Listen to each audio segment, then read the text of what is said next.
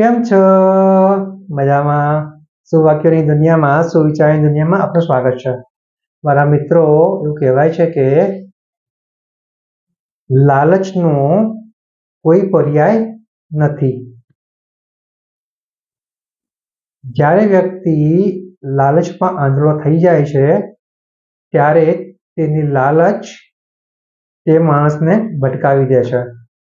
આ જ વાતને સુવિચાર તરીકે, સુવાક્ય તરીકે આપણા રાષ્ટ્રપિતા શ્રી મહાત્મા ગાંધીજીએ ખૂબ સરસ મજાનો સુવિચાર લખ્યો છે. આજનો જે સુવિચાર છે તેનો વિષય છે લાગણીઓ, ફિલિંગ્સ. તેમાં લખ્યું છે કે આ પૃથ્વી, આ કુદરત, આ શક્તિ વ્યક્તિની દરેક જરૂરિયાતો પૂરી કરવા માટે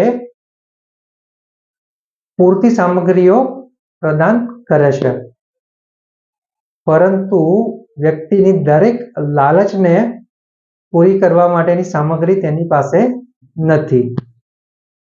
મારા મિત્રો, વાત થોડી ગંભીર છે એટલી જ મહત્વની છે.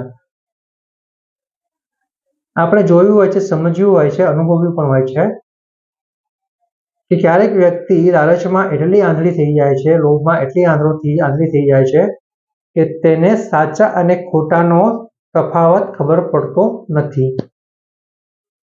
તે વ્યક્તિએ જે લક્ષ્ય સારા અને સાચા બનાવ્યા હોય છે તેને પૂરા કરવા માટે તે ખોટા રસ્તાનો પણ ઉપયોગ કરતો થઈ જાય છે. લાલચ એવી એક બુરી બલા છે જે માણસને તેના લક્ષ્યથી ભટકાવી દે છે.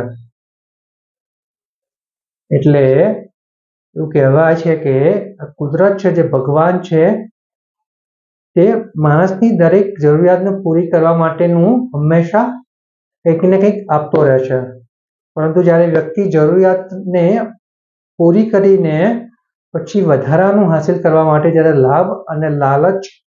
લોભ અને લાલચ પોતાના દિલમાં લાવે છે, પોતાના મનમાં લાવે છે, ત્યારે તે પોતાના લક્ષ્યથી ભટકી જાય છે અને ખોટા રસ્તાઓ અપનાવી લે છે. જ્યારે માણસ લાલચમાં આંધળો થઈ જાય છે ત્યારે તે પોતાનો સમય વ્યતીત કરે છે, પોતાનો સમય બરબાદ કરે છે, અને એકવાર સમય જતો રહે છે તે પાછો આવતો નથી.